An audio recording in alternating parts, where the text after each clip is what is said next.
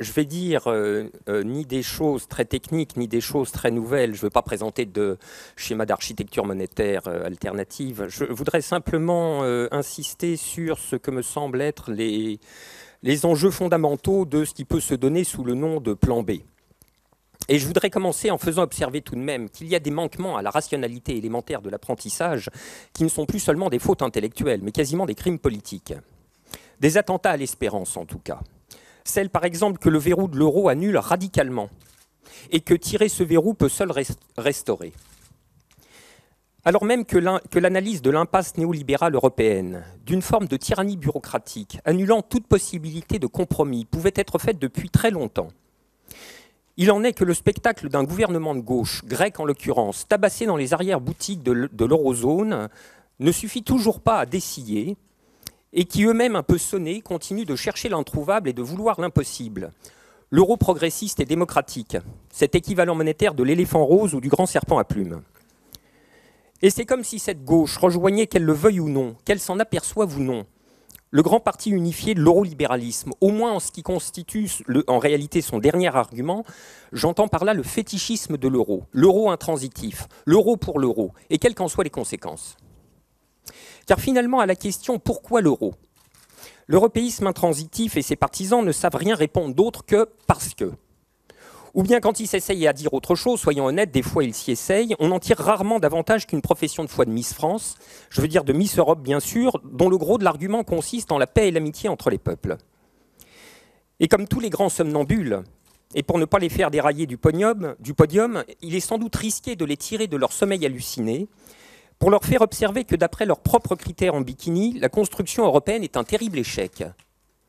Jamais on n'y a observé autant de tensions politiques de toutes sortes, et bien près du point critique désormais. Extrême droite nationaliste aux portes du pouvoir, séparatisme endémique, peuples montés les uns contre les autres, etc., etc. Si la construction européenne échoue à ce point, et d'après ses propres critères, c'est sans doute que quelque chose a été mal pensé en cours de route. Mais quoi ? À cette question, la réponse est la suivante. Ce qui a été mal pensé, et en réalité pas pensé du tout, ce sont les conditions de possibilité de la constitution d'une communauté politique. L'eurozone crève de ne pas être une communauté politique. La vérité, cependant, c'est qu'elle n'a jamais voulu l'être, en tout cas pas au sens d'une communauté politique démocratique. Peut-elle le devenir ? C'est là toute notre question. À cette question, je pense hélas que la réponse est non. Et qu'après tant d'années perdues, il va être temps de l'admettre. La réponse est non, d'abord parce que, contrairement à une légende urbaine médiatiquement colportée, libéralisme et démocratie sont loin d'être de parfaits synonymes. Disons plutôt que, doctrine à l'usage des dominants, le libéralisme tolère très bien d'être à géométrie variable. Par exemple, le néolibéralisme européen ne voit aucun problème à être un illibéralisme politique foncièrement antidémocratique. Or, jusqu'à il y a peu, le néolibéralisme était la tendance générale de tous les États membres. Et puis, il y a eu Syriza, il y a Podemos, il y a la coalition portugaise, des alternatives un peu balbutiantes, timorées même, notamment sur cette question décisive de l'euro. Mais enfin, les choses semblent pouvoir changer. Et l'espoir, donc, semblerait renaître. Je dis cependant que les choses changeraient-elles davantage ? Viendrait tôt ou tard le moment où elles buteraient sur un obstacle singulier et singulièrement résistant. Je veux parler de l'Allemagne. Est-il encore possible de parler de l'Allemagne en France ? Il le faudrait pourtant. Et d'autant plus que rien n'interdit en principe de cheminer entre les écueils symétriques du déni et de l'éructation germanophobe. La catastrophe étant cependant que le risque de la seconde conduit systématiquement au premier. Et qu'à force d'avoir peur des mauvaises pensées, on s'interdit de penser tout court, et en particulier l'idiosyncrasie monétaire allemande. C'est qu'une telle panique intellectuelle s'est abattue sur la gauche, qu'il est devenu presque impossible de penser quoi que ce soit de cet ordre. Il faut en effet que se soit produit une terrible régression théorique pour qu'une telle analyse soit grossièrement ramenée à une évidemment aberrante psychologie de l'esprit des peuples, ou liquidée plus carrément encore sous une objection d'essentialisme, qui est ici l'asile de l'ignorance volontaire et du refus d'analyser. Faudrait-il renoncer, par exemple, à penser le rapport particulier de la société américaine aux armes à feu, ou bien celui de la société française à la laïcité ou à l'État, de peur de tomber dans tout essentialisme américanophobe ou francophobe ? Les sciences sociales, me semble-t-il, notamment historiques, n'ont-elles pas entre autres pour objet de mettre en évidence les imaginaires communs et d'analyser la formation des croyances collectives de longue période, que seules des sciences dites humaines, notamment économiques, égarées dans l'individualisme méthodologique, ont totalement perdu de vue? Le drame de l'époque, c'est qu'on doive refaire de pareils préalables pour avoir quelque chance d'installer une discussion analytique un peu sérieuse sur la question allemande. Discussion analytique sérieuse dont le critère même d'ailleurs est qu'on puisse l'avoir en présence de nos camarades allemands. Une discussion que je ne peux évidemment pas développer ici in extenso, mais que je ramène à ces points essentiels. Premièrement, il n'est pas contestable que tous les États membres, emportés depuis des décennies par la vague néolibérale, ont validé avec enthousiasme les principes idéologiques de l'eurozone et en sont co-responsables, tous. Mais deuxièmement, cette unanimité ne doit pas empêcher de voir que parmi tous ces États, l'Allemagne jouait quelque chose qui n'appartient qu'à elle, parce qu'elle l'a hérité de son histoire, qui est une histoire singulière. Troisièmement, entre hantise ou conjuration des traumatismes du passé et réinvestissement symbolique dans une identité de substitution, la société allemande a noué avec la monnaie un rapport qui n'a pas d'équivalent en Europe et dont on peut dire qu'il est un rapport métapolitique, en cela qu'il diffère en nature et en temporalité aussi, d'avec les idéologies politiques ordinaires. Quatrièmement, il s'en est suivi que l'adoption de son modèle institutionnel, et notamment la sanctuarisation des principes de politique monétaire et budgétaire dans des textes intouchables, ceux des traités, ont été les contreparties sine qua non pour l'entrée de l'Allemagne dans l'eurozone.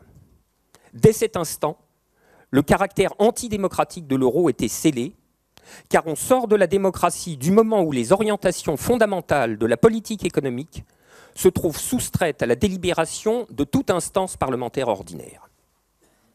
Il est vrai cependant, cinquièmement, que comme toute formation politique fût-elle de longue période, la croyance monétaire allemande, produite par l'histoire, passera avec l'histoire. Et sixièmement, comme toute croyance d'ailleurs, celle-ci ne fait nullement l'unanimité dans la société allemande. Quel est de ces dissidents, cependant, à l'image précisément de nos camarades qui sont ici présents, n'empêche pas que pour l'heure, ces assises sont profondes. Je signale cette donnée élémentaire d'une rustique sociologie des pratiques monétaires, que 80% des paiements en Allemagne sont faits en liquide, contre 56% en France et 46% aux États-Unis, un chiffre significatif sans doute. Et que l'usage des cartes de crédit y fait quasiment l'objet d'une réprobation sociale. Je dis ça à l'adresse de ceux qui pensent que la fixation monétaire est la simple affaire des élites allemandes ou du capital allemand et que le reste de la société en serait affranchi. Il n'en est rien, mais il y aurait tant d'autres indices à donner. Septièmement, enfin, sachant où se trouve le centre de gravité de la société allemande sur cette question monétaire, il faut alors se demander quelles sont les chances de le voir se déplacer, avec quelle amplitude et surtout à quelle vitesse. Si, comme je le crois, c'est une affaire de longue période, le problème est qu'il y a des populations en Europe qui n'ont plus le temps d'attendre. On peut alors reprendre synthétiquement tous ces éléments en disant ceci. Il y a en Europe le problème général du néolibéralisme. Mais ce problème général connaît une complication particulière, qui est la complication ordolibérale allemande. Pourquoi accordais-je autant d'importance à l'analyse de l'idiosyncrasie monétaire allemande? Parce que c'est le verrou du verrou. Et parce que j'en fais le cœur d'une anticipation raisonnée qui pourrait nous faire gagner du temps, en nous faisant parcourir par la pensée le processus du plan A pour se rendre immédiatement à son terminus. En bout de course, et même les autres difficultés vaincues, la complication allemande est, j'en ai peur, l'ultime obstacle sur lequel buteraient les tentatives de reconstruction d'un euro démocratique. Car si par extraordinaire un tel projet venait à prendre consistance, c'est l'Allemagne, il faut en être bien persuadé, qui prendrait le large. Peut-être accompagnée d'ailleurs. Et voilà l'hypothèse systématiquement oubliée, la tâche aveugle par excellence, le Grexit. Et le paradoxe de l'autre euro, de l'euro démocratisé, c'est qu'il échouerait au moment où il s'apprête à réussir, et du fait même qu'il s'apprête à réussir. C'est ce terminus qui condamne le plus rédhibitoirement le processus, dont par ailleurs la probabilité qu'il prenne simplement naissance est des plus faibles. C'est que l'ouverture d'une épreuve de force au sein de l'eurozone suppose sensiblement plus qu'un sympathique parti progressiste européen. Il y faut l'avènement effectif et simultané d'un nombre suffisant de gouvernements vraiment de gauche. Mais quel temps n'a-t-il pas fallu pour que se produise en Grèce la première véritable alternance politique en Union européenne? Et quelle serait la probabilité jointe de l'alignement de planètes que je suis en train d'évoquer? Elle est quasi nulle, et tout le monde le sait ici. Parmi les nombreuses erreurs intellectuelles de l'internationalisme imaginaire, il y a donc celle qui consiste à attendre l'arme au pied, la grande synchronisation du soulèvement continental. Eh bien, à ce compte-là, et tels les hallebardiers de l'opéra chantant « Marchons, marchons » en piétinant sur place, l'euro a encore de beaux jours devant lui avec des opposants comme nous.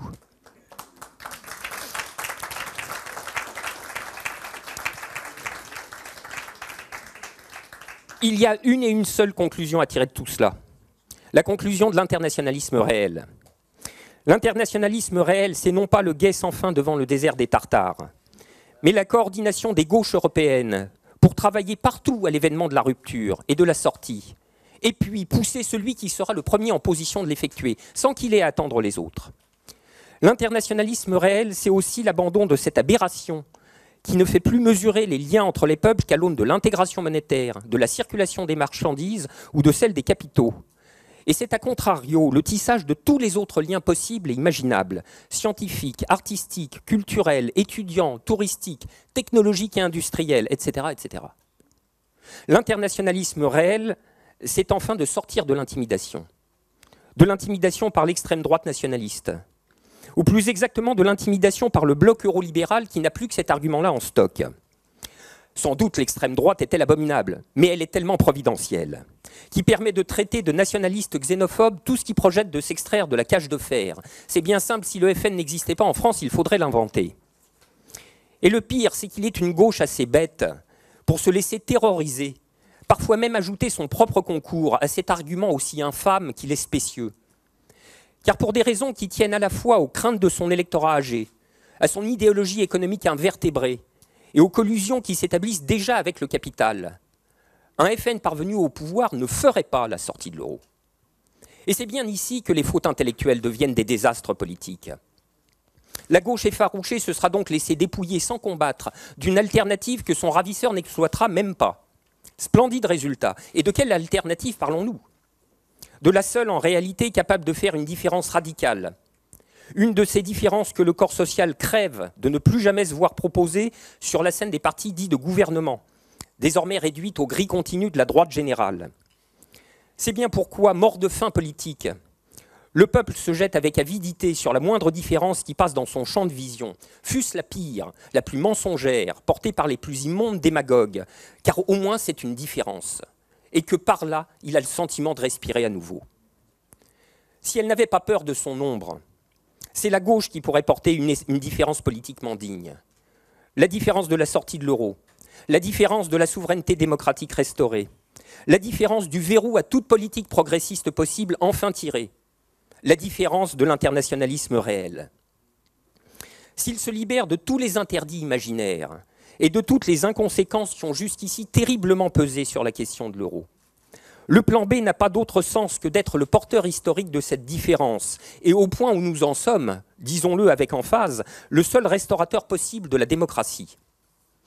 Mais encore faut-il qu'il ait les idées un peu claires, et moins au ventre cette pusillanimité qui a voué de Tsipras à tous les renoncements, à toutes les défaites, et malheureusement pour finir à toutes les humiliations. Les idées claires, c'est de savoir pourquoi on se met en mouvement, et pourquoi on lutte. S'il ne veut pas être B comme broutille ou comme bricolage, le plan B ne peut pas viser moins que l'objectif maximal, qui est en fait le minimum admissible, l'objectif de la pleine démocratie.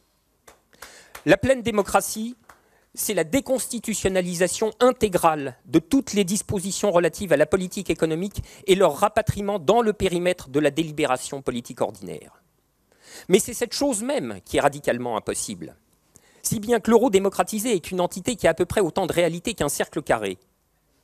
L'expérience décisive pour s'en convaincre serait celle qui consisterait à aller demander simplement aux électeurs allemands s'ils accepteraient que le statut de la Banque centrale, la nature de ses missions, la possibilité du financement monétaire des déficits, le niveau de ces déficits, le niveau des dettes, la possibilité de les annuler, que toutes ces choses soient remises à la délibération ordinaire d'un Parlement européen.